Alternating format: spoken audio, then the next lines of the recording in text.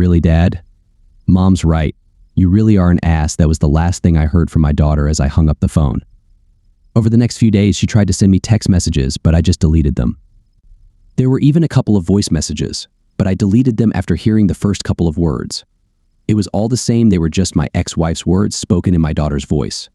She made her choice 10 years ago and is at peace with that decision. That so-called olive branch was just an insult.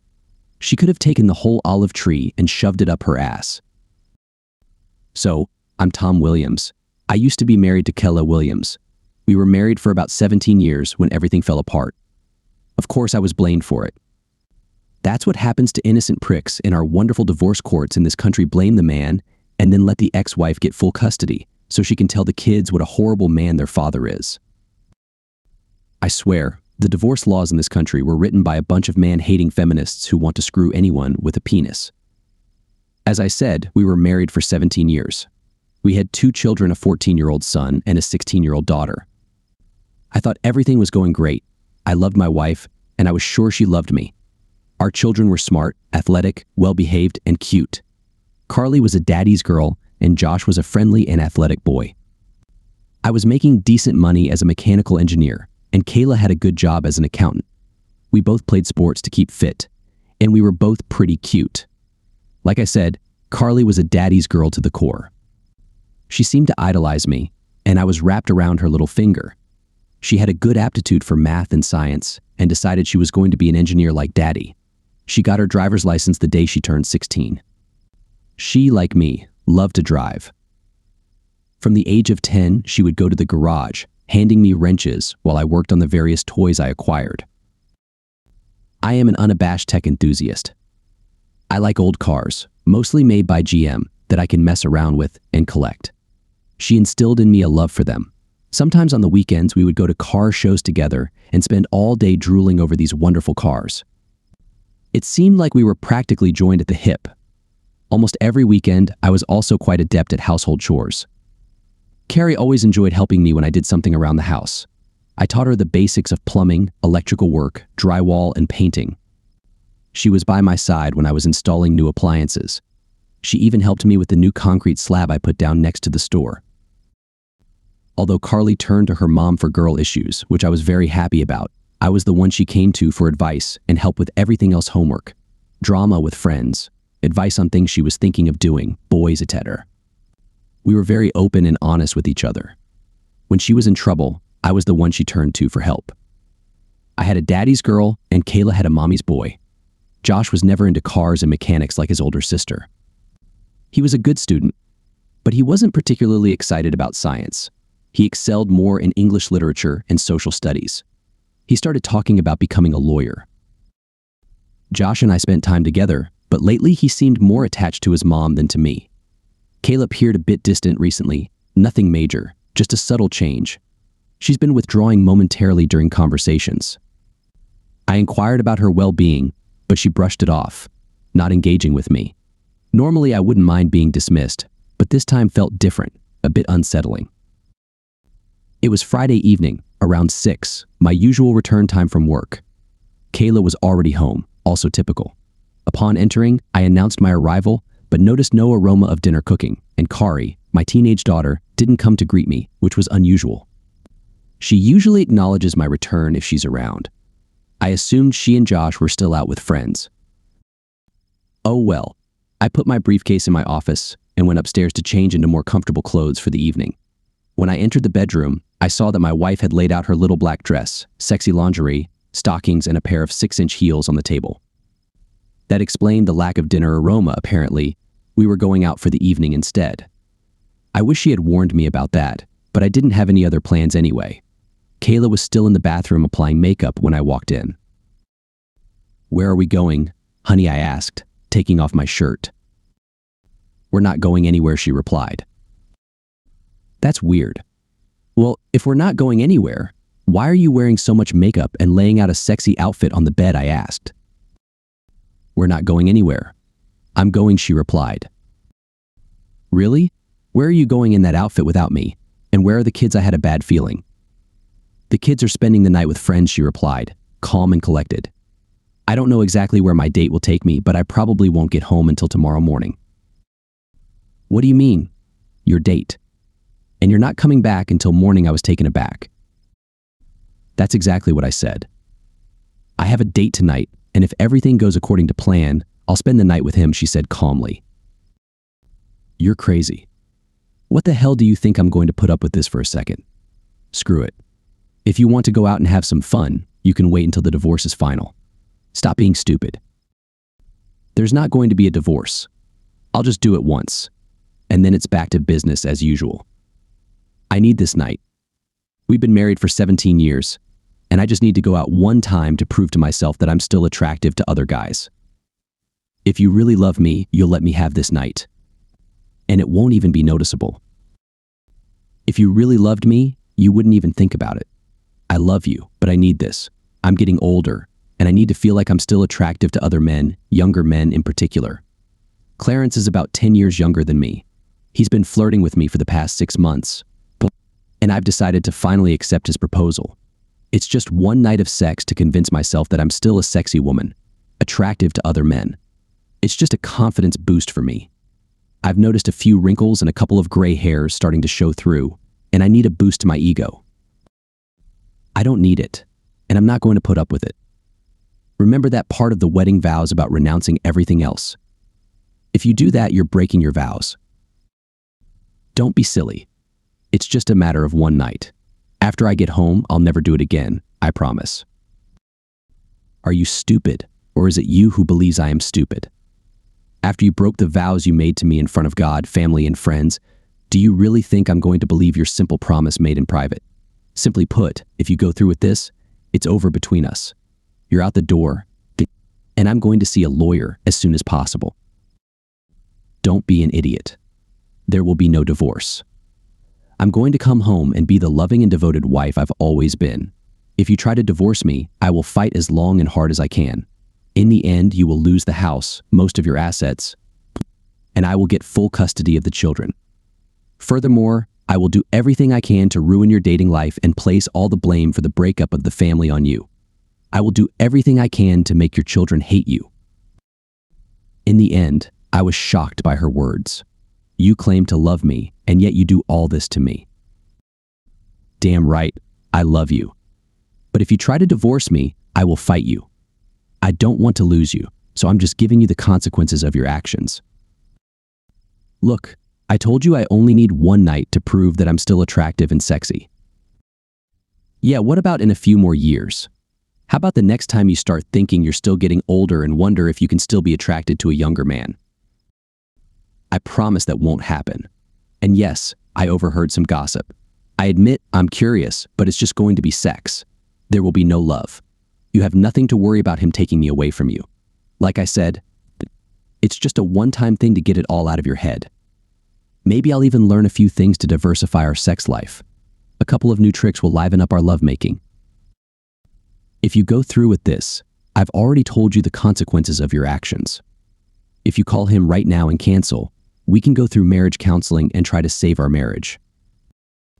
Don't be silly. We'll be fine. If you really insist on counseling to cure your bruised ego, we can talk about it when I get back tomorrow. With those words, she continued to get ready for her date. I changed into jeans and a t-shirt, then left the room. After a while, she came downstairs dressed in the clothes she had laid out on the table. She had a small clutch in her hands and was examining herself in the mirror by the door. I sat in my chair in the living room. A car horn honked outside. He's here. I have to go now. I'll see you in the morning, she said as she walked over and kissed me goodbye. I turned my head and recoiled from her. She ended up kissing the air. She stood up again and looked at me with a frown. Fine, let it be like this once. You'll calm down, and everything will go back to normal, she said as she turned and headed for the door. I made one last request of her. If you walk out that door, it's over between us. You'd better think twice about throwing 17 years of marriage away, I said. She turned to look at me. I'm not throwing anything away. Like I said, I'll be back, and everything will fall into place. With those words, she opened the door and stepped out. Yes, I started crying about losing my marriage and the woman I had loved exclusively for the past 20 years, minus 17 years of marriage, a year of engagement, and 2 years of exclusive dating. I didn't understand how she could do this to me. She never expressed any displeasure to me. We had a normal sex life, and she never said she wanted more. I would have gladly given her more if she wanted it. We didn't fight about anything, sure. There were some disagreements, as all couples do, but we still discussed everything and came to a mutual agreement. I had already decided what I would do if she went for it.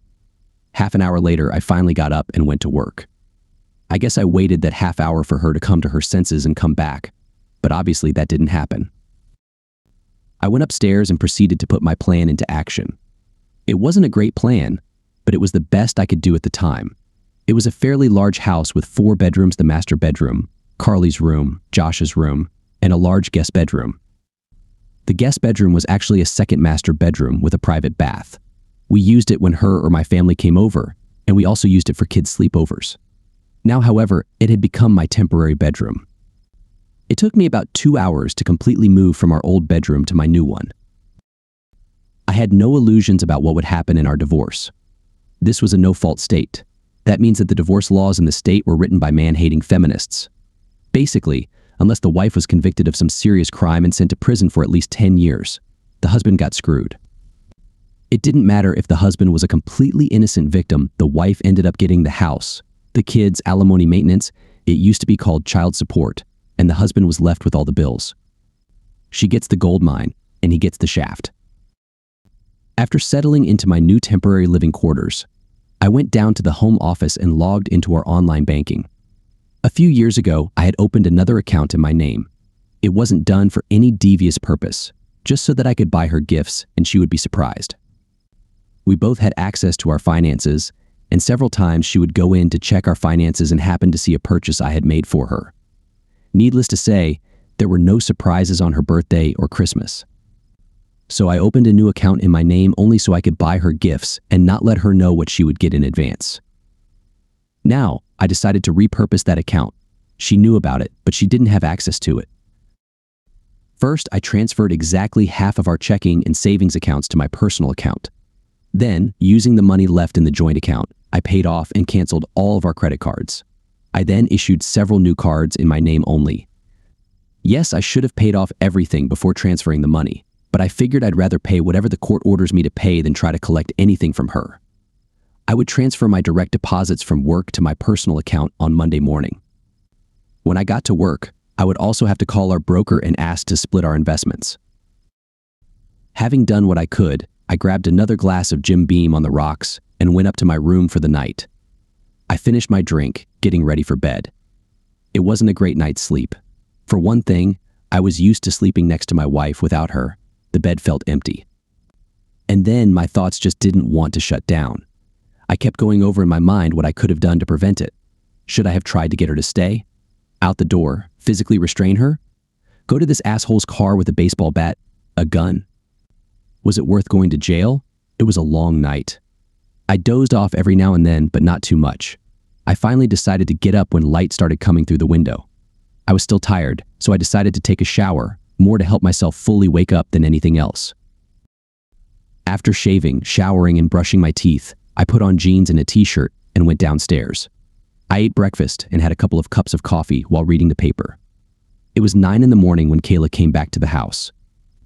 I was sitting in my office at my computer, looking at apartments for rent.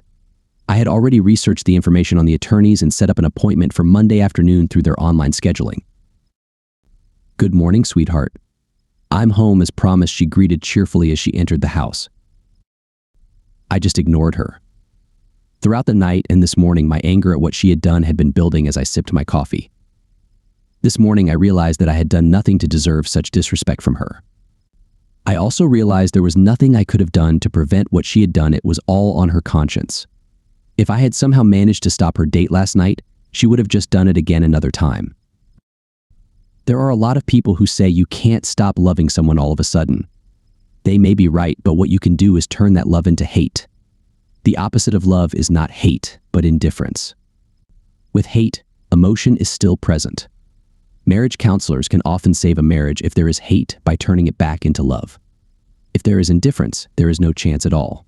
All the love I had for my wife yesterday until I got home has now turned into hate. Doing this was surprisingly easy. All I had to do was focus on the lack of respect she was showing me.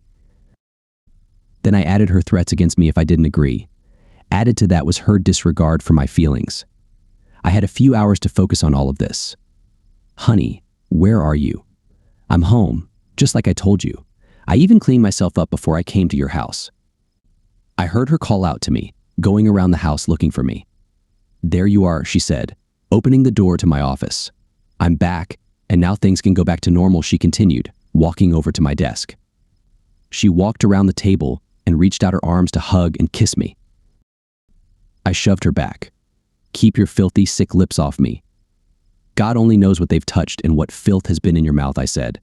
Her eyes went wide with shock. I'd never spoken to her like that in all the years I'd known her. I continued before she could respond.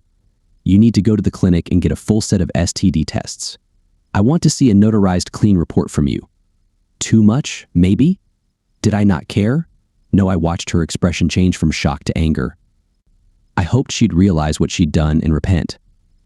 I see you're still coping with your bruised ego. I'm going to go up to our room and take a nap. I've had a long night and I want to get some rest. I hope you've calmed down by now and we can talk later. I expect a full apology from you for your rudeness this morning. With those words, she turned and left the room.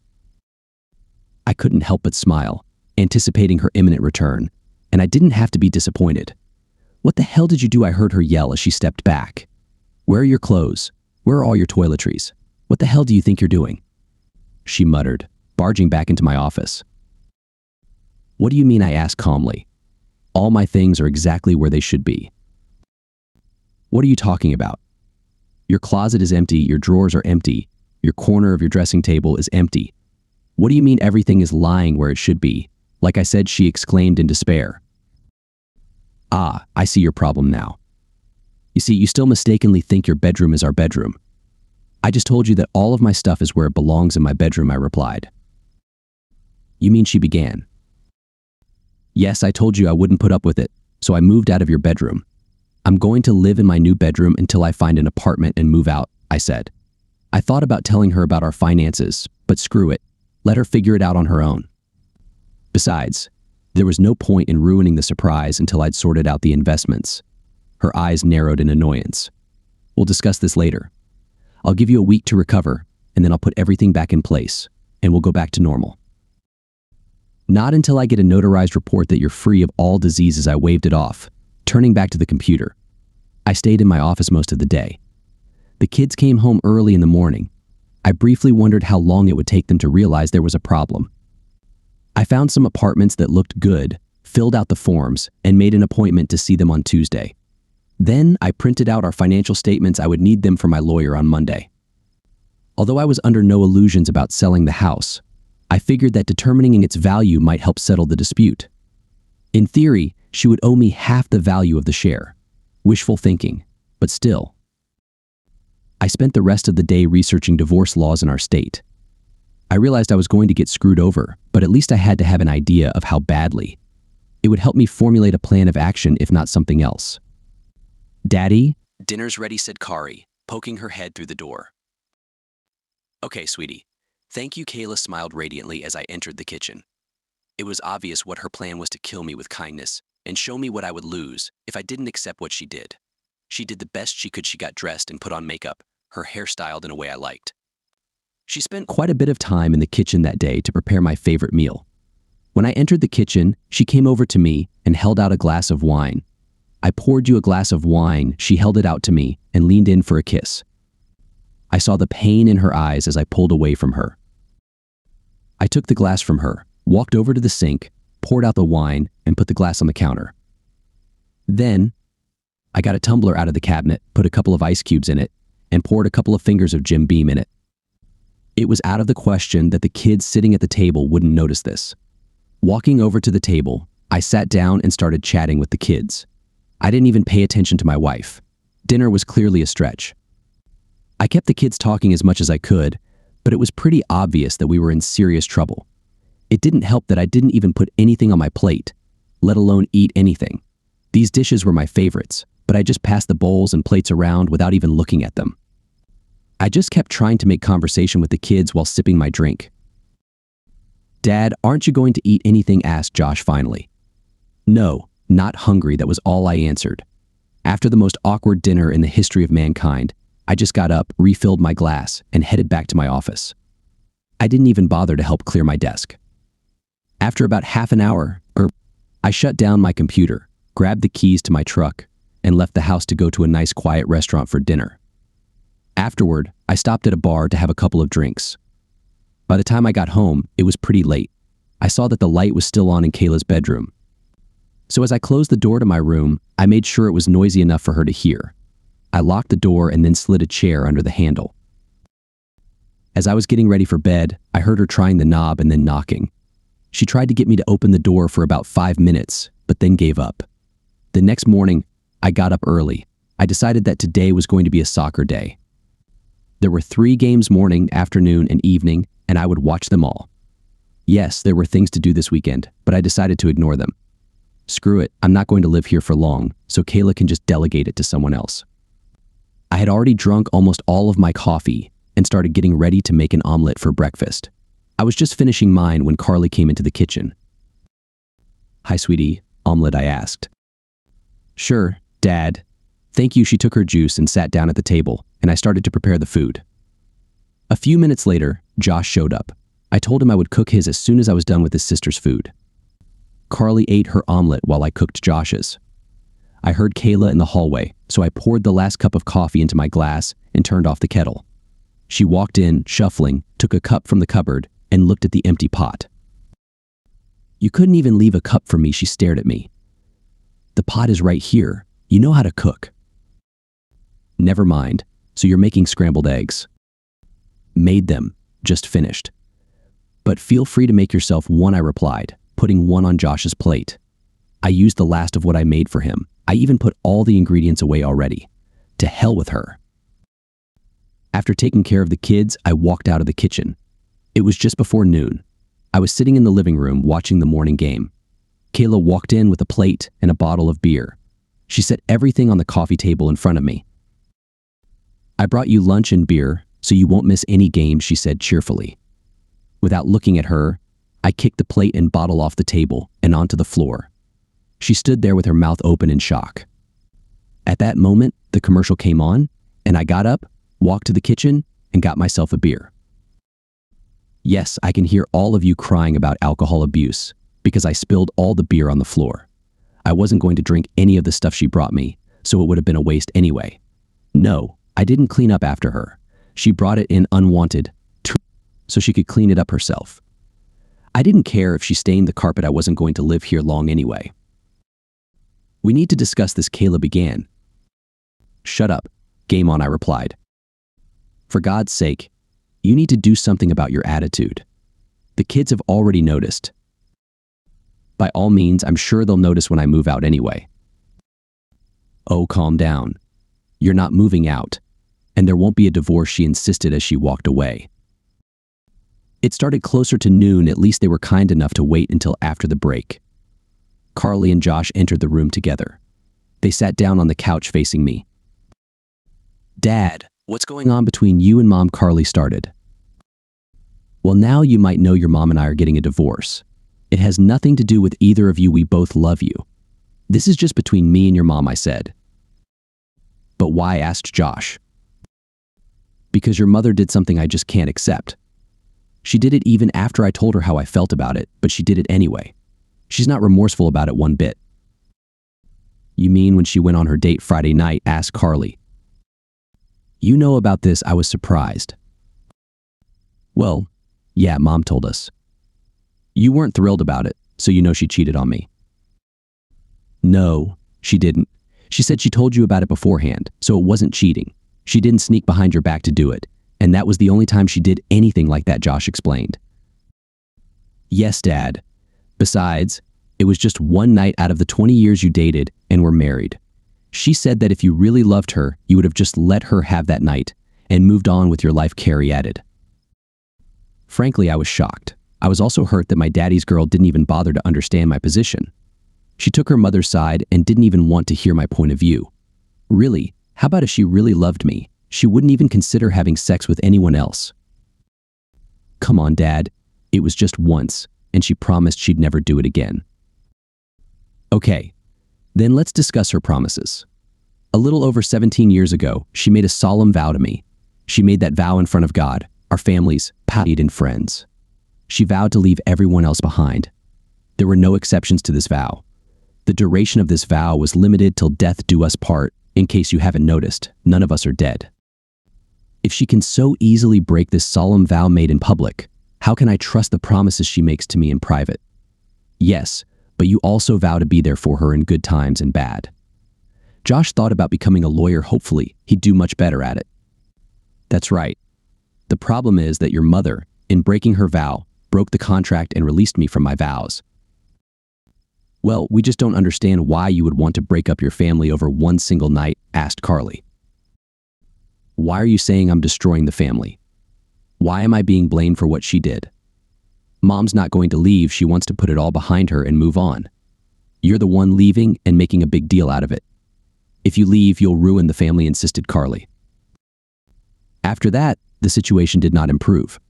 I tried to explain my position, but they did not listen. They weren't interested in my opinion. Kayla had been filling their heads with her nonsense all last day. All they knew was that Mom had done something she really needed to do, and Dad didn't love her and the kids enough to accommodate her needs. She convinced them that Daddy's little male ego caused him to abandon them all and tear the family apart. It was Daddy's fault for failing to give Mommy the one small, tiny thing she really needed to be happy. Instead, Dad decided to make everyone suffer because of his stubbornness. Really, it was just one night out of their 20 years together. Seriously, what is one night out of 7,365 nights? 20 years at 365 days a year plus one extra day in 5 leap years. They eventually left when it became clear that I wasn't going to accept their position. I managed to watch the rest of the game in peace. As the game was winding down, I could smell the aromas of dinner being prepared. Apparently, it was another one of my favorite meals. I just sat and watched the post-game show in anticipation of the night's game. The time was getting late. The game was supposed to start in 20 minutes. Josh came in and said dinner was ready. I'm going to the sports bar to watch the game. I'll get something to eat there, I replied. But Mom fixed it, he insisted. I'll be back after the game. I'll probably be here for a while after it's over, though. I sat there after the game. They had a really good burger with seasoned fries. The beer was pretty good, too. I only had 1 beer a quarter, so it was enough for me to drive. Besides, it was only 5 minutes from home. When I got home, everyone had already gone to bed, so I just went to my bedroom, locked and bolted the door, and went to bed. The plate and bottle on the coffee table were put away by the time I got home. That made me smile. Tuesday morning, I got up early and was out of the house before everyone was even up. Work was fine, and I took the day off to look at apartments. I settled on a nice 2-bedroom apartment and put down a deposit. I would be able to move in on Saturday. A trip to the thrift store allowed me to buy a couch, table, and chairs. They were to be delivered Saturday afternoon. I decided that I liked the bed I had been using and was going to pick it up as well as everything in my home office. By the time I got home, they were already eating dinner. I grinned, noticing that they hadn't even put out a plate for me. That was fine with me. I wasn't going to eat anyway. I just walked over to the refrigerator and pulled out everything I needed to make a huge sandwich. After making the sandwich, I grabbed a bag of chips and a beer and then headed to my office. Geez, Dad, why are you being such an exclaimed Carly, entering my office. Well, Carly, simply put, your mother cheated on me. She had absolutely no respect for me, and then she threw it in my face. I'm not going to put up with that. I made it very clear what would happen if she went along with it. She went for it even knowing what would happen. You can't seriously be ruining your family over this. Come on, it was no big deal. It was just sex, Carly said. Carly, you're going to get married someday. Think how you would feel if your husband told you one night that he had a date with a younger, prettier woman and was going to spend the night with her. Well, I'm sure I wouldn't like it much, but if he promised to come back to me and it was only once, I'd hope I loved him enough to get over it. Besides, if he told me about it first, it wouldn't seem like cheating. Sure. Do me one favor when you get married. Look straight into your fiancé's eyes when you say your vows. When you look into his loving eyes and get to the phrase about leaving everyone else behind, imagine how the love in those eyes will turn to utter devastation when you tell him you're off having fun with another man. With those words, I turned my back on her and went back to work. Wednesday evening was an ambush. When I got home from work, both parents were already there. People often make fun of their in-laws, but I actually got along very well with her parents. They accepted me into their family as the son they never had. Charles, her father, was as much of a tech fanatic as I was. His only problem was that he liked Fords. Okay, he had extremely poor taste in cars, but I could overlook that. He had a '69 Mustang Fastback that was in pristine condition. Yeah, I got along very well with my in-laws. We want you to know that May, Kayla's mother, and I are very disappointed in what Kayla did. That said, we think you are overreacting to it. Yes, she went and had sex with another man, and it was extremely disrespectful to you, especially the way she did it. But it was just one mistake. You two have been together for a total of 20 years. You have 2 wonderful children. Think about all of that. Surely you can get over this little incident. You don't have to destroy your family over one mistake. A little mistake? Really? It wasn't a small mistake. It wasn't an accidental stumble. It was a planned event. They probably planned it at least a week in advance. Then she ambushes me an hour before she leaves, giving me no chance to resist. It was an elaborate plan to trick me. Mom decided to intervene. She didn't cheat on you. She told you that first. First of all, you're right that she told me. Told me. She never asked, she just said she was doing it, and I had no say in it. Even when I raised my serious objections, she didn't care. Speaking of what I said, I told her it would happen if she went for it. Father tried. I understand your pain and anger, but think of your family. We love you, son. We'll be here to help you heal. But think about what you'll do to your family. Kayla still loves you and insists she won't do it again. We all think that with counseling and some effort, you can overcome this. Tearing your family apart is not the answer. We raised you to be a good man. You need to man up and keep your family together.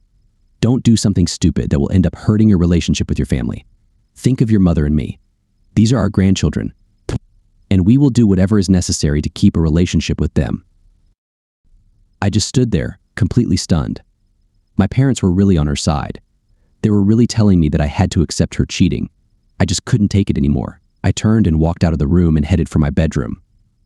Kayla tried to follow me, but I closed the door in her face. 10 minutes later, I changed into jeans, a casual shirt, and boots. I didn't say a word as I walked through the living room and out the front door. They were still sitting there trying to talk to me as I walked by. I didn't even pay any attention to them. I just walked out the door, got in my truck, and drove to the sports bar to get some dinner and a few beers. Luckily, the house was quiet and dark when I got back about 4 hours later. Thursday and Friday went the same way. I completely ignored Kayla, and my kids were still mad at me. I was surprised that Kayla still hadn't noticed that the credit cards were no longer working. I'm sure when she goes shopping on Saturday, she'll realize it. It was Friday night. I had been home for about an hour. I was sitting in my office, going through my things and deciding exactly what I would take tomorrow and what I would take later. Kayla opened the door and walked in. She was wearing a see-through nightgown, stockings, a garter belt, and heels. I have to say she looked amazing. The kids are sleeping somewhere else tonight. It's time for you to forget this nonsense and come to bed with me. I want you to make love to me all night. I really need you to take me back, she said. I stared at her for a minute. No, thank you. Besides, I haven't yet seen the report from the clinic confirming that you don't have any medical conditions. Stop being ridiculous. I need you back in my bed. Your tantrums aren't accomplishing anything. Now come on, I'm horny and I need sex, she insisted. Not the slightest interest. Listen, if you don't, I'll have to call Clarence again. So what if it's a one-time thing? Damn it.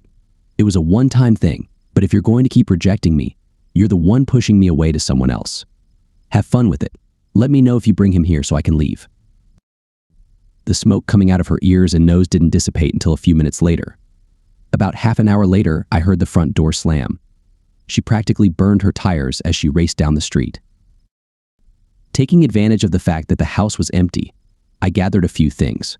I disassembled the bed and loaded it into the truck, along with most of my clothes. Tonight, I'll be sleeping on the couch in my office. After loading everything I wanted to take with me into the truck, I drank a Jim Beam on the rocks and relaxed. The couch wasn't the most comfortable one I'd ever slept on, but that was okay. Early the next morning, I was at the leasing office to get the key to the apartment. It took me a little while, but I managed to get everything out of the truck and into the apartment. Fortunately, a couple of friendly neighbors helped me. When I got back, no one was home yet, so the neighbor's teenage son helped me load the desk and office furniture. The computer, printer, and accessories went into the cabin. I looked back at the living room and thought, screw it, I'll take the chair too. I guess either no one came home until tonight, or no one bothered to look in my office or spare bedroom. I'm surprised they didn't notice the chair was missing. It was early evening when my phone rang. Seeing that it was my daughter, I answered it. "Daddy, where are you?" "I'm home." "Honey, no it isn't. Your office is cleaned out. The bed, dresser, and the spare bedroom are gone, and your chair isn't in the living room. Besides, I looked everywhere, and you're not here. Besides, your truck is gone." "You're right. I'm not there. I'm at home. I don't live there anymore. I've moved into an apartment for now. Maybe after the divorce, I'll buy another house, but this one will do for now." "Geez, Dad, I can't believe you're acting so stupid. I thought you loved us." "I love you, sweetheart. Always have, and always will. Just not so much that you won't leave us." "You abandoned us. You abandoned us, and you're destroying the family." "Your mother is the one who destroyed the family.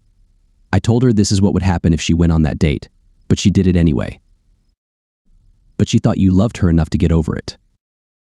And I thought she loved me enough not to do it." "Okay, whatever, then she hung up."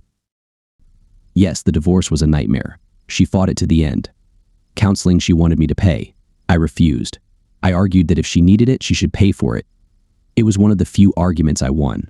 What a waste of time. The counselor didn't like me very much.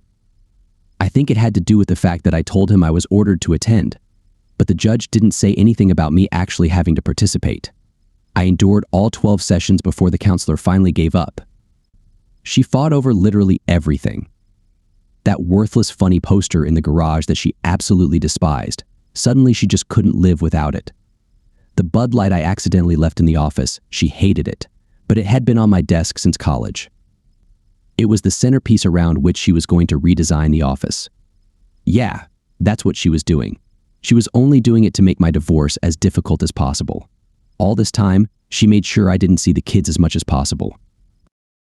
Eventually, the judge granted the divorce. I had to keep paying half the mortgage. She, of course, kept the house. Child support was $2,000 a month, but I got visitation every Wednesday night and every weekend. What really pissed me off was the $1,000 a month for 5 years of spousal maintenance. It was canceled if she remarried during that time. I wasn't going to hold my breath. I learned that she had moved Clarence in with her before the divorce was even finalized. So yeah, half of my paycheck went to her. I cashed out some of my investments and bought a small house that was in dire need of renovation. At least I got it cheap, even on a 1-acre lot. Fortunately, I was able to get all my tools out of the garage a week after moving in. I refused to even discuss them. I had most of them before we even met. When she pushed, I talked about all of her jewelry, expensive clothes, and shoes. The house had electricity, gas, and running water. There was a roof, and the walls were standing. That was enough for me. I moved into the house and started working on it in the evenings and weekends. Visitation.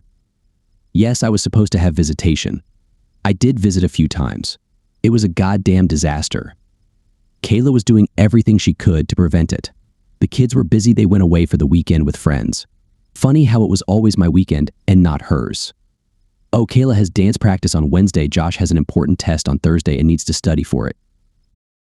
The few times I was able to visit the kids on Wednesday night, they treated me with hostility. They still blame me for everything, even when I explain my point of view to them. When the opposition literally holds them captive the entire time and I only occasionally have an hour or two, it's a losing battle. After the third time, they bluntly told me they didn't want to see me anymore. Yes, I could force them, but what would be the point? Forcing them to see me would only cause more resentment. I sent them gift cards and letters for birthdays and Christmas. They all came back unopened. I continued to send monthly checks. I saw them being cashed, but I never heard a word. Graduation? I guess they graduated, but I didn't hear anything about it. I sent a registered letter letting them know about the college funds I'd organized for them. In response, I heard no thanks. Kayla basically set my kids on me, just like she promised. I focused on work, the house, and only that. I didn't go anywhere or do anything. It's amazing how much money can be saved doing things this way. As if all of this wasn't bad enough. "Hi, Mom," I said, when she picked up the phone tomorrow. Are you, she answered cheerfully. "Things are going well, as you'd expect. Anyway, I haven't heard anything about Thanksgiving. Are you going to have it again this year?" There was silence on the other end. "Mom, are you still here?" I asked. "Huh? Well, that's a little awkward." Yeah, we're going to. But Kayla, her parents, and the kids are coming to the party. She's also bringing the new man in her life. We just felt that your presence here would be too awkward for everyone. After all, the kids are still mad at you for leaving them, and your presence with Kayla and her new man would only stress everyone out. Seriously, Mom. You're ditching your own son for Thanksgiving and inviting my ex-wife and her boyfriend instead. We want to maintain a close relationship with our grandchildren. Besides, this is your fault. You should have been working to keep the family together, not tearing it apart. How about you come visit us on Christmas Eve? Your father and I will spend Christmas Day at Kayla's house, but we can celebrate with you the day before. Whatever, I muttered, ending the conversation. I spent Christmas Eve at home watching Die Hard and ignored the numerous calls and text messages from my mom wondering where I was. I wasn't in a holiday mood. I was just looking at the packages I sent to my kids. A week ago yesterday, they were returned to my doorstep. 5 years later, I received a wedding announcement. Kayla had married Clarence the weekend after I paid my last installment of maintenance. Josh had turned 18 a year early, so I was done with child support. I was now completely free of my ex-family and obligations to them. I celebrated by getting drunk. Yeah, I'm not really proud of it, but to hell with it. I put my all out and gave them all the love I was capable of, but they rejected me and treated me like crap. Screw them. Now that all my obligations to that and her 2 ungrateful offspring had been fulfilled, I decided to just put them out of my mind as much as possible. They obviously didn't want any relationship with me, so I would just forget about them as soon as possible and move on with my life. Well, except for one thing that always bothered me. I had to keep paying half the mortgage on the house. Of course, it ended when Josh graduated, but my name was still on the deed. I think Kayla was under the mistaken impression that she owned the house. The divorce said she could only live there until the kids graduated from high school. Now all bets were off. I was entitled to half of the property, and it was a pretty big property. I contacted my attorney to start. When we got divorced, the house was appraised at about $300,000 and the equity was about $200,000. That was 5 years ago. Since then, we have been paying our mortgage faithfully, and property values in our area have increased significantly. After doing a little research online, I calculated that the appraised value was now about $500,000 and the equity was $450,000. Yes, we only had $50,000 left on the promissory note. Why did I do it? Well, for the money, of course. Who could use an extra $250,000? Besides, it would piss Kayla off. She adored this house, and having to give me a penny for anything made her furious. And I was eager for any payback for what she'd done. It would also reimburse me for all the house maintenance and mortgage payments I had to make for her. The call came about a week later. "Tom, what the hell is going on?" "Well, Kayla, not much going on around here, just working and fixing up the house I bought. What's going on with you?" "I have to admit, I'm surprised you called to see how I'm doing. After all, this is the first time you've spoken to me since the divorce." "I'm not calling to find out how you're doing. I'm calling to find out why the realtor came to my house to look at it and get my signature on the sales contract." "Oh, that? Well, that should be clear. Since both our names are on the title, she'll obviously need your signature for the sale." "What sale?" "I love this house, and I'm not going to sell it." "Then when can I expect a check from you for my half of the capital?" "Nice try. I got the house in the divorce." "No, you only used the house until Josh graduated from high school. That happened last month. Now we can either sell it and split the proceeds, or you can buy out my half." If you think I'm going to give you $100,000 for a house I own by right, you're out of your mind. Well, that proves I'm not crazy. I'm not asking for $100,000. You could have done that 5 years ago. Now, since the equity in the house is about $450,000, my half is $225,000. If you factor in all the expensive furniture you just had to have, let's round that amount up to $250,000. You're crazy. I'm not giving you a dime, she shouted, hanging up the phone. Yes, I laughed when she hung up on me. Yes, my lawyer got his cut, but it was worth it to see her face a couple of months later when the judge ruled in my favor. I even managed to convince the judge to make her pay her legal fees and my lawyer for bringing her to court over something that should have been settled out of court. The house appraised for more than I had estimated, including the value of the furniture. I got $775,000. They ended up buying me out rather than selling. I found out later that they mostly used Clarence's money. It ended up getting him in trouble, but more on that later. I managed to get the house in order. I even built a decent-sized store behind the house. I picked up an old 1972 Chevy pickup truck that was in bad shape. I was only interested in the chassis, the rest would have been replaced anyway. Over the last year, I have taken it apart, cleaned it up, and completely repainted it.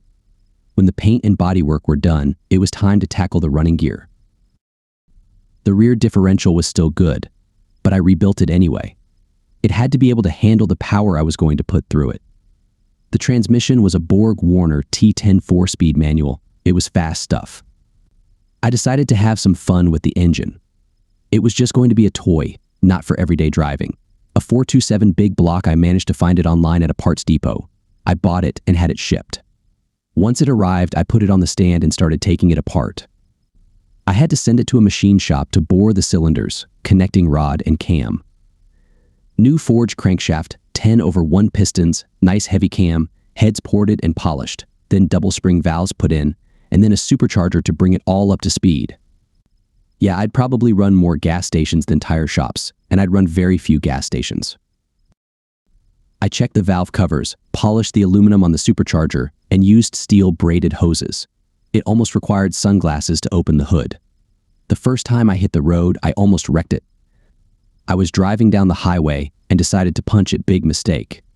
The rear tires blew out instantly. I barely managed to keep the car in a straight line before I let off the gas. Remember, take it slow on the gas pedal after that. I started driving more carefully.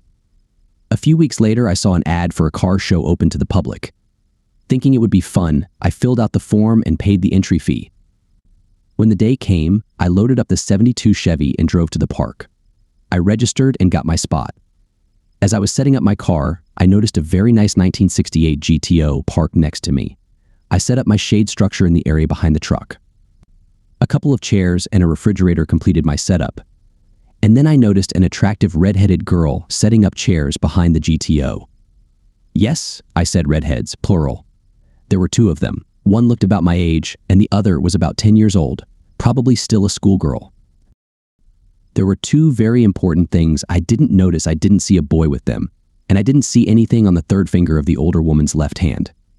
Of course, I looked closer. Good morning. I like your car, I said cheerfully. They both looked up from their studies. Hi, thanks. I like your truck too, said the older one. Thank you. Have you been to many of these events? This is my first one. I mean, I've been to car shows before, but only as a spectator. This is the first one I'm participating in. My name is Tom, by the way. This is the third time my daughter and I have participated. My ex has hosted it several times before. I'm Marie, and this is my daughter Jenny.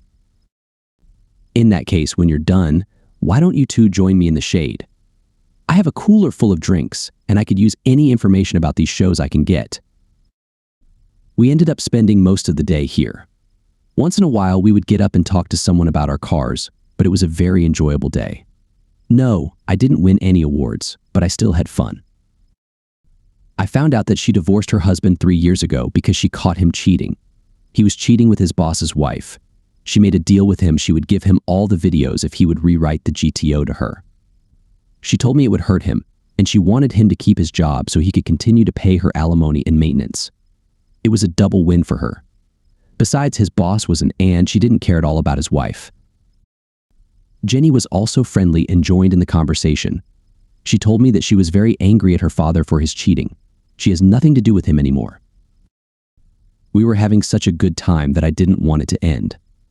As the show was winding down, I suggested they have dinner at Red Lobster a couple of blocks away. They agreed, and we drove there. I didn't really want to be sad, but they asked and told me their story. I listed the highlights. I told them that my kids had with my wife and no longer had anything to do with me. You mean she cheated, and your children blame you for divorcing her? Jenny was stunned. Yes, I tried to explain to them, but by then, she'd already sicked them on me. Marie put her hand on my shoulder. I'm so sorry for you, Tom. You're such a good guy, and you don't deserve anything like this, she said sincerely. I decided to change the subject to something more pleasant. We ended up talking and laughing for another hour. We seemed to have a real connection. We exchanged numbers, and Marie agreed to meet me again. As they were leaving, I saw Jenny smile broadly at me, wink and give me 2 thumbs up. I realized that she didn't mind me meeting her mom again either. So Marie and I got back together. It was the following weekend. I called and asked, and she enthusiastically agreed dinner and dancing. I kissed her on the cheek as I walked her to the door. As I turned to leave, I saw a red-haired teenage girl in the window smiling and giving me 2 thumbs up. After 2 more dates, I invited them both over to my house and cooked them dinner. After my divorce, I learned how to cook pretty well. Food Network, a few YouTube videos, a lot of trial and error. My lasagna turns out really good, so I settled on that. They seemed to like it. They really liked my house, but I overheard Marie telling her daughter that it definitely needed a feminine touch. I wouldn't have argued if I had been asked. The following weekend, I was invited to visit them. Marie cooked in such a way that my feeble efforts were shamed. Even Kayla wasn't as good as Marie. I couldn't help myself. I know it's rude as hell, but I just couldn't stop eating. I finally had to apologize to them for making a pig out of myself. They just laughed and asked why I was apologizing. It was the biggest compliment you can give a woman who loves to cook. She told me that Jenny was almost as good as she was. It happened 2 weekends later. I took Marie out to dinner and then to a dance club. We had been dancing for a while when a slow song came on. We pressed against each other, swaying to the beat of the music. We'd already ended up kissing pretty hot a few weeks ago. She leaned over and whispered in my ear, "Take me home." Honestly, I was surprised. I thought we were having a great time, and now she wanted to go home. I pulled back to look at her. She must have seen the look on my face and started giggling. "Ah, you silly man. I meant take me to your house." Luckily, I had my regular truck and not a 72. I'm not sure I could have kept the tires on the road if I had driven home in the 72. Yeah, I went for it. I made her breakfast before driving her home. I got another double thumbs up from the red-headed teenager in the window. A few months later, I asked, and she answered. It was a simple ceremony in front of a judge. They moved into my house right after the wedding. Jenny even started calling me daddy. It was a wonderful life. Yes, there were disagreements. Yeah, Jenny and I had our differences too. She was a teenager, and I was the authority figure. Sometimes I had to say no. Still, she respected me, and her mom loved me as much as I loved her. An unexpected call came about a year later. It was a number I didn't recognize. "Hello," I said, picking up the phone. "Hi, Daddy," an excited female voice sounded on the other end of the line. Or Carly. "Yes, Daddy, it's me, and I have great news." "Really? It's really good to hear from you." I was really glad to hear from her. Maybe she was reaching out to repair the relationship. "I'm getting married." That's wonderful, honey. I'm so happy for you. Anyway, I want you at my wedding. Oh, honey, of course. It's one of the greatest honors for a father to walk his daughter down the aisle. I've also organized a wedding fund for you. Oh no, Clarence is paying for the wedding, and he'll be walking me down the aisle. Besides, since it will be very awkward for you and Mom to sit together, you won't be sitting in the front pew, but I really want you to be there. Clarence? You mean that scumbag your mother cheated on me with? Did she really marry that piece of?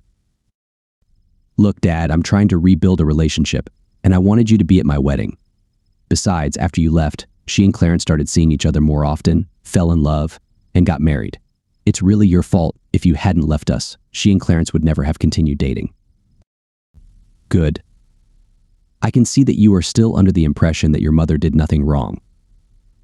Therefore, I will not be able to attend the ceremony for 2 reasons. First of all, I simply cannot support a marriage that I am sure will fail. You will most likely cheat on your husband just as your mother cheated on me.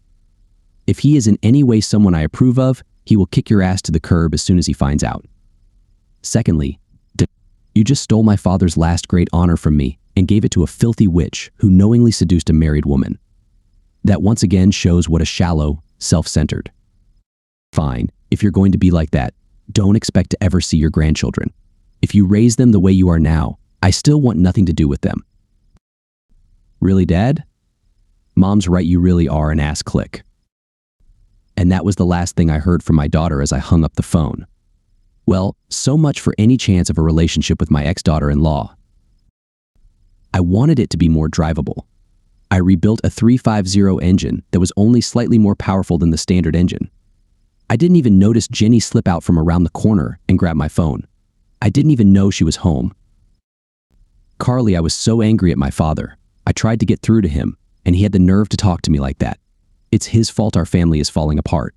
I tried to be nice and invite him to my wedding, and he just threw everything back in my face. I was hoping he would finally take responsibility for what he did to our family. I lowered my eyes and saw my phone ringing. I didn't recognize the number, but there had been a lot of calls like that during the wedding planning. Hello, B. Hi, is that Carly Williams? Yes, what can I do for you? Yes, you can stop calling my dad and being a cast iron expletive to him. He's the best man I've ever known, and he doesn't deserve to have a stupid, spoiled whore like you calling him and reminding him of the pathetic remnants of humanity that you are.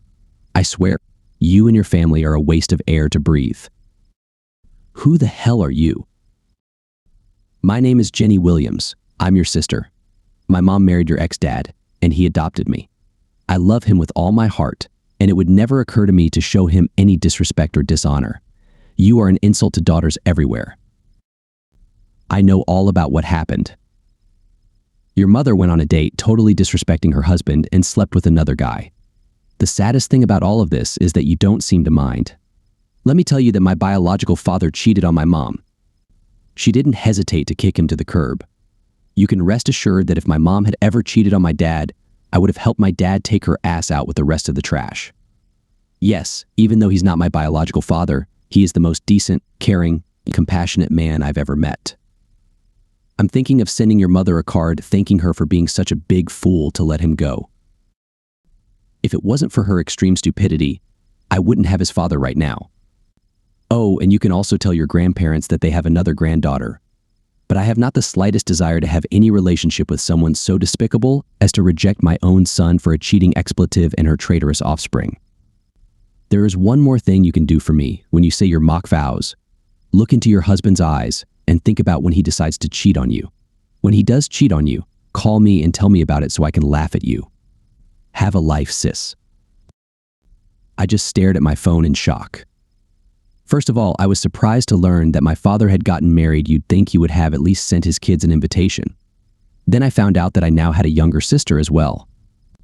A strange thought occurred to me. I couldn't escape the thought that she looked a lot like me. Before Mom told Josh and me that Dad was leaving and was going to tear the family apart over one insignificant little thing, at first I thought that Dad must have had a very good reason for doing this and figured I could probably live with him instead of Mom. But then Mom explained that she was feeling fine and that she just needed this little thing to restore her strength. After all, it was just one short period of time compared to how long they had been together. Besides, Mom was willing to stay together and work things out. Dad was the one who was a pig-headed man and wouldn't even try. Dad was the one who was leaving. He was the one who had separated them. I couldn't believe how rude she was being to me. She wouldn't even give me a chance to tell her that Dad was the one who abandoned us and that Mom was trying to move on. It was like she didn't care that it was just a one-time event that shouldn't have gone unnoticed, considering how long they had been together. And after that, she had the nerve to call me all these vile names. She doesn't even know me. What was Daddy so upset about? Of course, Clarence was going to walk me down the aisle after all. He'd been there for me for the past few years. I hadn't even talked to Dad since Josh and I told him how angry we were about him leaving. On top of that, Clarence was paying almost $20,000 for my wedding. I couldn't even imagine how the pennies my dad was able to set aside for my wedding would be enough. Half an hour later, when my mom and both grandmothers came in, I was still upset about those phone calls. They were out shopping. Mom noticed my mood right away. "Honey, what's wrong?" I told my dad about the wedding and asked him to come. After all, I'm his only daughter, and I thought he would want to be at my wedding. I was hoping that maybe it would be something we could build on and maybe start a relationship again. "Oh, that's wonderful," exclaimed Grandma Williams. "Is he coming? We haven't heard from him since he called about Thanksgiving a few years ago." I sighed. "No, he got mad when I told him that Clarence was going to walk me down the aisle and that I thought it would be too awkward for him to sit in the front pew with Mom and Clarence." "That's too bad. I thought he'd gotten rid of his piggish by now." "Well, if that's not bad enough, I found out 5 minutes later that I have a half-sister." "What?" Sounds in three-part harmony. "Yes, the girl who said her name was Jenny Williams called me a few minutes after Dad hung up. Apparently, Dad married her mom and adopted her. She wasn't too nice on the phone. In fact, the nicest thing she said was that she wanted to thank my mom for being stupid, or she wouldn't have such a great dad." I recounted both phone conversations to them. They were shocked at the vehemence with which Dad and Jenny had spoken on the phone. Tom got married, and we weren't invited to the wedding. He didn't even tell us about it. "I have another granddaughter," whispered Grandma Williams to herself. My wedding day had finally arrived. I thought briefly about what my father had said, and for a moment I was sad that he wouldn't be here on my special day. That was fine. I'd approached him, and he'd rejected me. I brushed it off. After all, it was a happy day. I was marrying the man I truly loved, the man I would spend the rest of my life with. Clarence glowed with happiness as he took my hand, and we started walking down the aisle to the music of the wedding march. I was beyond happy, looking at all of my friends and family. Both of my grandparents were there. Josh was one of Bobby's groomsmen. Everyone was there to celebrate my special day. Tears of joy came to my eyes. I looked ahead and saw my Bobby smiling at me as he stood in front of the priest. As we passed my mom, I saw her looking at me with pride. Tears of joy were running down her cheeks too. Clarence lifted my veil, kissed my cheek and said, "Congratulations, baby girl." He then handed me into the arms of my future husband. I had a strange feeling in my mind when the priest asked, "Who gives this bride away?" and Clarence replied, "Her mother and I." Something didn't sound right, but at that moment, I couldn't figure out why. It soon passed as the priest began the ceremony. I looked into the eyes of the love of my life. I repeated my vows to have and to hold, in sickness and in health, in good times and bad, for richer for poorer. I couldn't say it. I looked straight into Bobby's eyes and I just couldn't say it. I suddenly remembered what Dad had said on the phone.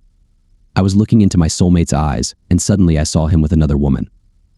The picture suddenly changed. Now I was looking into the dull eyes of a broken man, telling him that I had sex with another man. These pictures flashed through my mind. The words came out without thought. I understand now.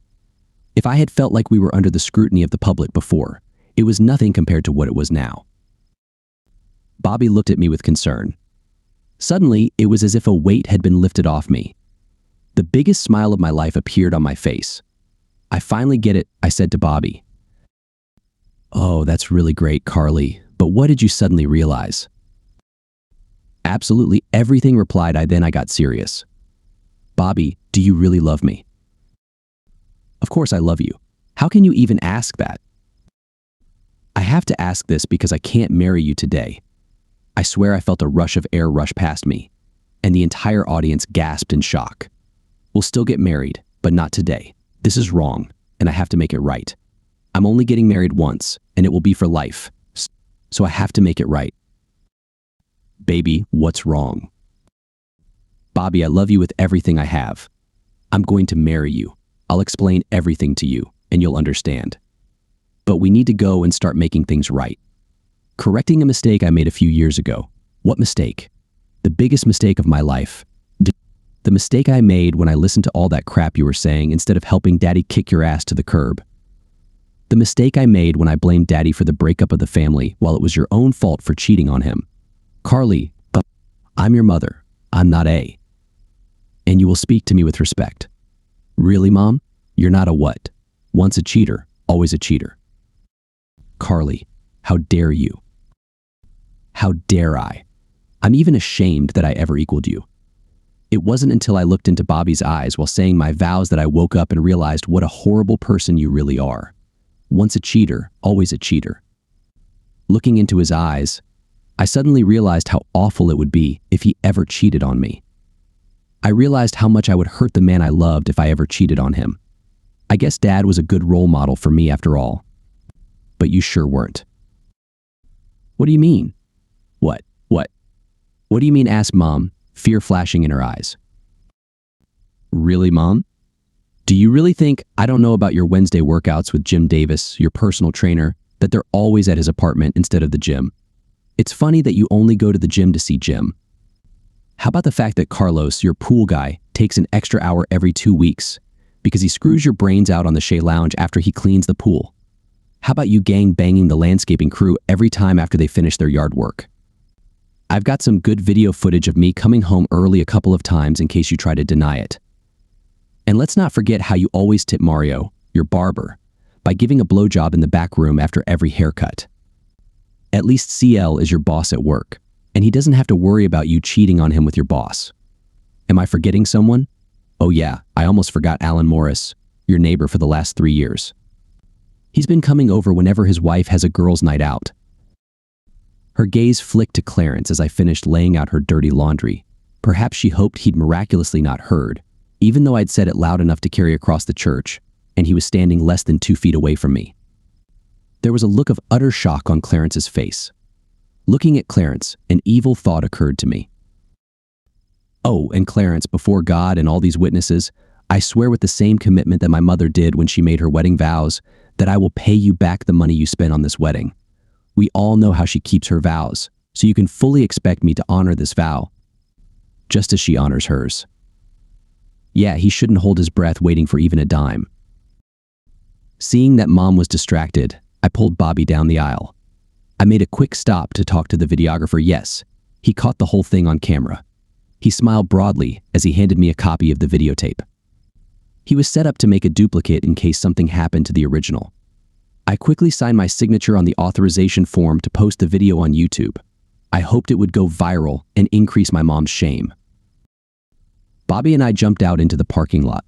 He'd driven his car here, and our bags were in the trunk. We planned to move them into the limo before leaving the reception. His brother was going to drive him back to his apartment after the reception. I smiled, knowing that Dad would really like Bobby, and slid into the passenger seat. I was instantly excited when he turned on the ignition, and the huge 440-cylinder engine rumbled to life. Sure, it wasn't a GM, but the 1969 Challenger was still a beast. Where are we going? He asked as we roared out of the parking lot.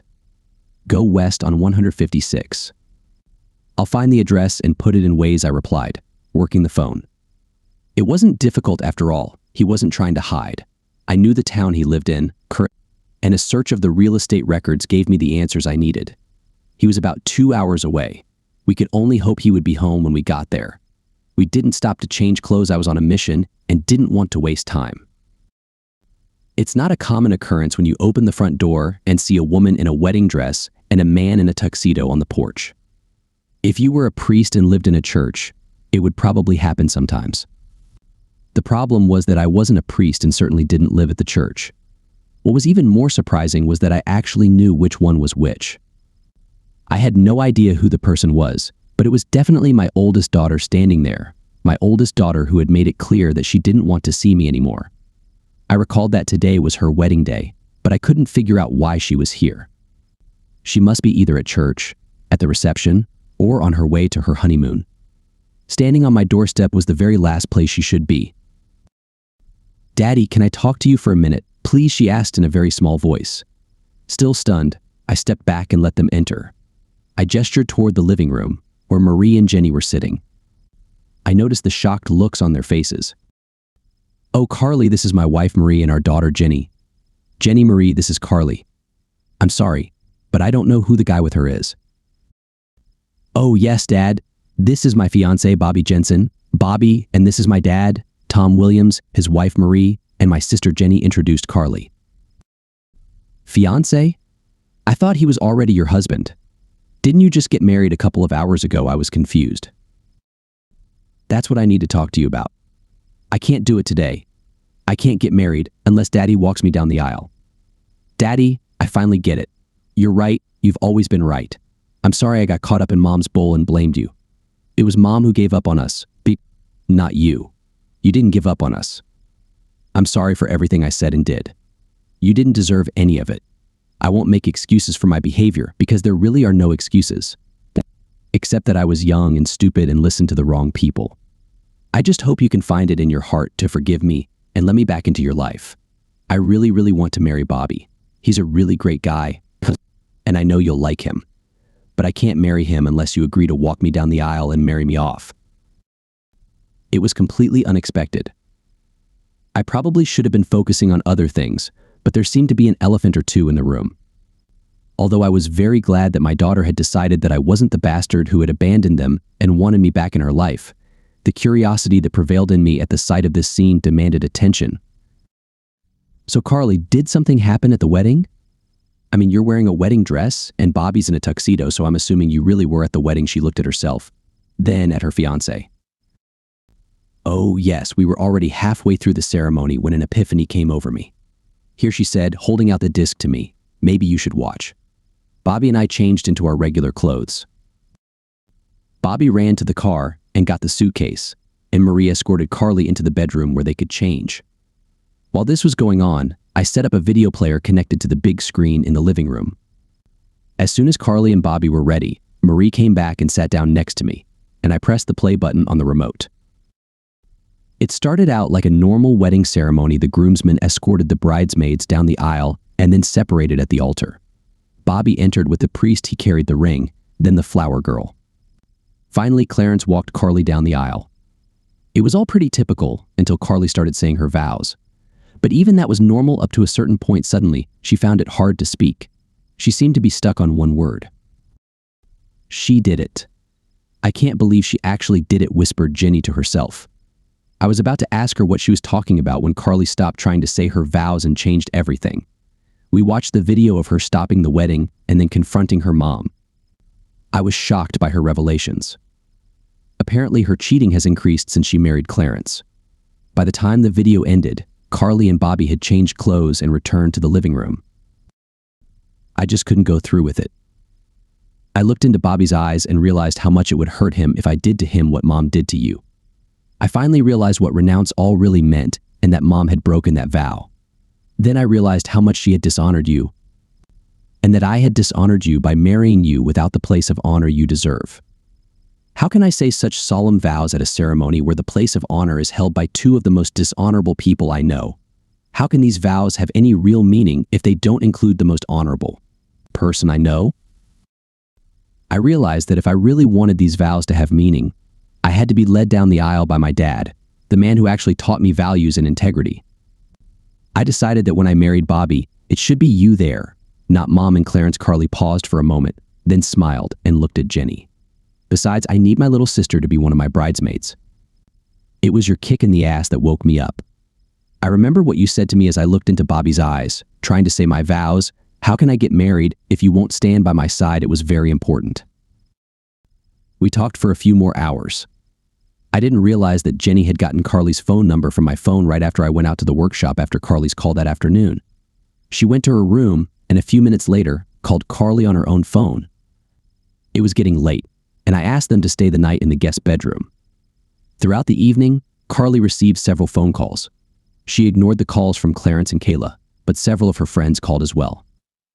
Apparently, several of the guests accepted her offer to have some fun at Clarence's expense. He tried to cancel, but it was too late for a refund. By the time he got to the reception venue, there were already a few dozen people there taking advantage of the open bar. The food was already being prepared too, and all the servers, bartenders, and DJ were already in place and working. Eventually, Clarence gave up, grabbed a drink, and moved to a table in the corner to drown his sorrow. Josh sent her a video taken on his phone when his mom came over to talk to Clarence. It didn't seem to go well. Clarence was yelling a lot. The words cheating took up most of the conversation. It looked like that relationship was about to end as well. Josh said he was able to cancel his plane and resort reservations but had to pay a 20% penalty for not canceling on time. Since Carly and Bobby had already taken time off work for their honeymoon, they stayed with us all week. I reconnected with the daughter I thought I had lost. I also got to know Bobby better. He's a great guy with strong morals. The relationship was a little strained at first, as the only things he had heard about me were lies told to him by my ex-wife's son and daughter. Well, not really lies, but rather embellishing the truth that painted me as a bad guy who abandoned his family. In addition, there were several important facts left out in these conversations. After the truth started to come out, he started to treat me warmer. It helped when I showed him my store and my latest projects. Although he liked the classic Dodges better, we both appreciated each other's cars. Hey, we're both tech fans. At least he wasn't one of those wimps who drives an automatic. His Challenger had a manual transmission. About midweek, a new wedding date was set. It was to be held at the same venue on the same weekend. A year later, this time I would be paying for her and walking her down the aisle. Besides, Marie was going to be called upon to help with the wedding. Yet Jenny was going to be a bridesmaid too.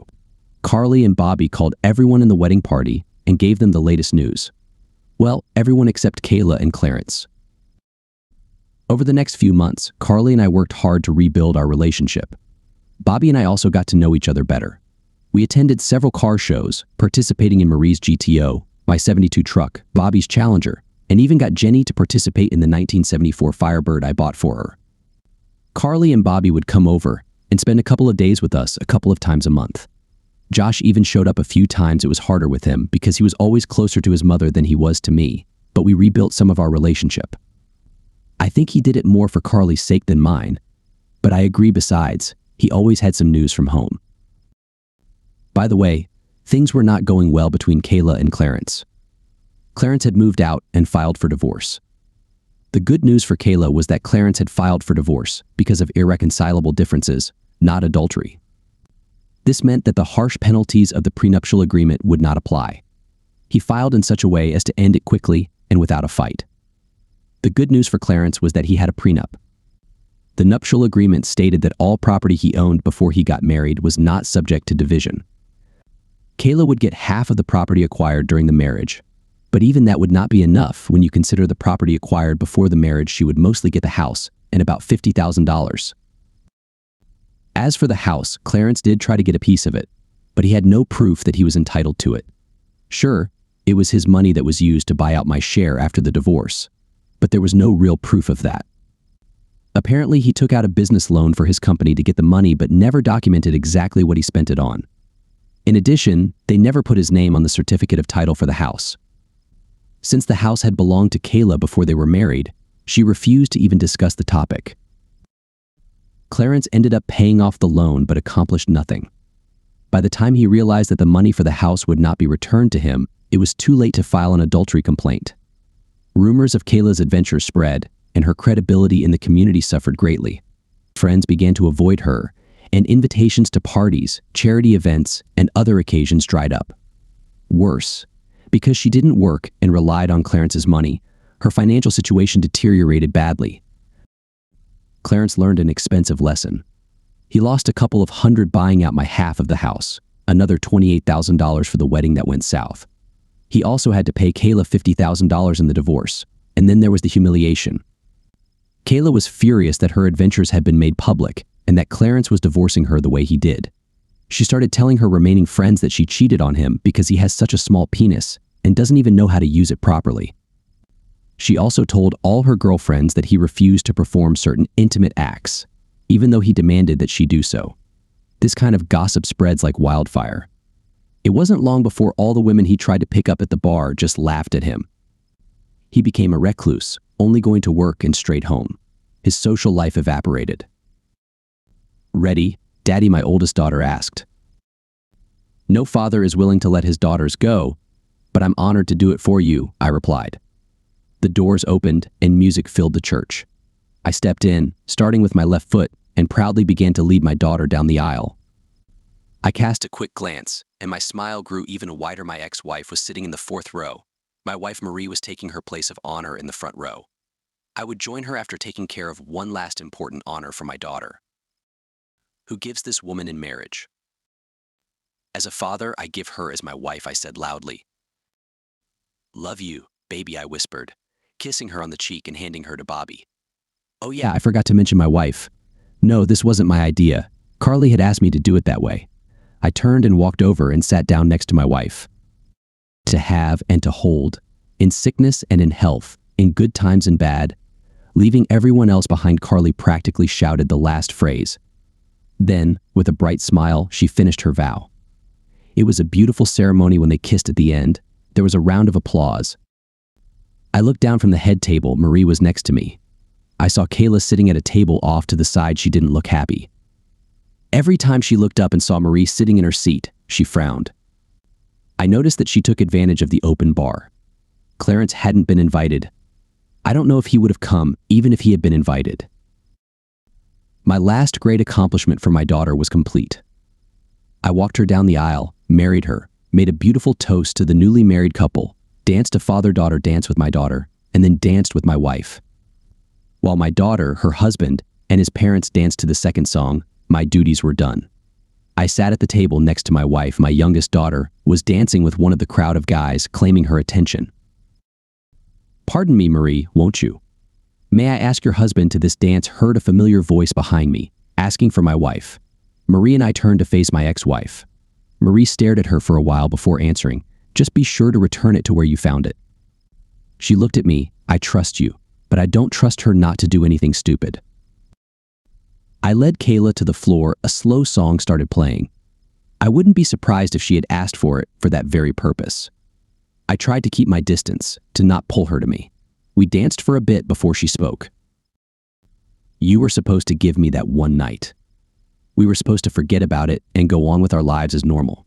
Tonight was supposed to be just the two of us, and you shouldn't have left that night.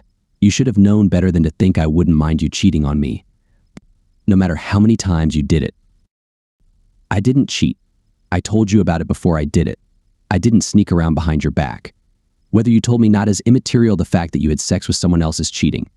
Besides, I didn't give you permission. I told you not to do it, but you did it anyway. I never wanted this. I only wanted one night, and then we could be together forever. You know you're the only man I've ever loved. I've never had the slightest love for him. Besides, the sex wasn't that great. He was selfish and not even as big as you. Then why did you marry him? Because you divorced me, of course. I didn't love him, but I liked him. After you left, I didn't want to be alone. I thought I could love him, but I could never get over you. I did all those nasty things to you because I was angry that you left me. I still loved you. But you wouldn't even talk to me after that one night. I realized that you were all I needed, and I would never date another man again. So why did you cheat on him? Because he was a failure in bed. I thought I could train him, but he refused to listen to advice. He refused to go down on me, and I stopped giving him. He would just stick it in, pump for a few minutes, erupt, and then roll over and fall asleep. When I couldn't take it anymore, I found a couple of other guys who could actually bring me to orgasm. I had no idea Carly knew anything about it. Even if I had known she knew about all of this, I never would have thought she would leave me to my own devices like that. I feel really sorry for you. We had a really great marriage, but you abandoned it for one night of mediocre sex. I don't think there's any chance. I couldn't keep from laughing. Not just no, but very no. First of all, even if I wasn't married now, what you did by setting my children on me destroyed any possibility of us ever getting back together again. I am now remarried to the woman I love, and I have another daughter that I love as well. The best I can offer is the courtesy of being in the same place and at any events with our children and grandchildren. Thankfully, the song soon ended. I never spoke to her again that evening. She couldn't afford to pay the mortgage on the house, so she eventually sold it and moved into a small apartment. The money from the sale of the house was enough for her to live on if she was careful. She occasionally went on dates with her girlfriends, but as far as I know, she never had any other relationships. Clarence ended up living alone too. Carly and Bobby had a long, loving marriage. They had 3 children, 2 boys and 1 girl. Josh eventually married a nice girl as well. 2 daughters were born to them. As far as I know, neither of them cheated on each other. There are those who think I should have gotten revenge on Kayla and Clarence. The reality is that I couldn't hurt them in any way without going to jail or getting retaliated against. I decided to just move forward and live my life as best I could. As they say, the best revenge is a life well lived. That's what I did, and let karma deal with the rest. Karma is A, and her stripper name is Revenge. Clarence and Kayla didn't burn, but they didn't walk away unscathed. No, I had nothing to do with it, but I still feel good. I have my wife, daughter, and 2 other children back in my life. I am surrounded by people who love me. I have a good life. Ready, Daddy, my daughter asked. No father is willing to let his daughters go, but I'm honored to do it for you, I replied. The doors opened and music filled the church. I stepped in, starting with my left foot, and proudly began to lead my daughter down the aisle. My wife took her place of honor in the front and smiled broadly. I joined her after taking care of one last important honor for my daughter. Don't worry, Dad. I'm going to do it today. I talked to Carly, and I'm going to do it right the first time, Jenny assured me.